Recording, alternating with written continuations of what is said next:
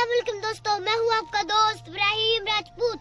सुबह सुबह का टाइम था, मैं आया हुआ था अपने गांव। मैंने सोचा खेतों की सैरी करते हैं। हमारे गांव में ये चावलों की फसल पक के तैयार हो चुकी है और चंद दिनों में ये कट जाएगी। देखिए कितनी खूबसूरत, माशाल्लाह कितनी प्यारी फसल है। हम देखिए भैंसों को चारा भी लगाया हुआ है जो और बहुत बड़ा हो गया। ये भी ये तो मेरे से काफी बड़ा हो गया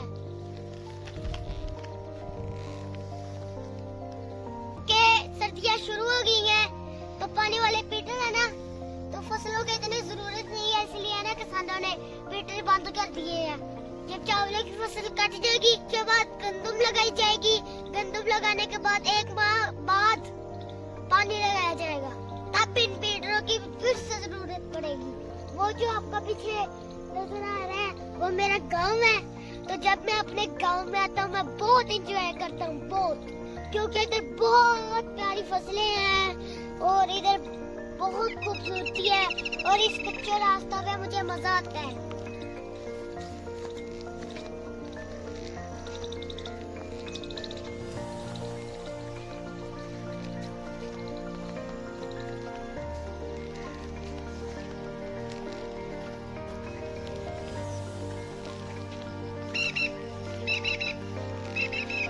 की जो मुझे सबसे अच्छी बात लगती है ना वो क्या है, इधर आलूदगी नहीं है, गंदगी भी नहीं है, बहुत साफ सुथरी हवा होती है।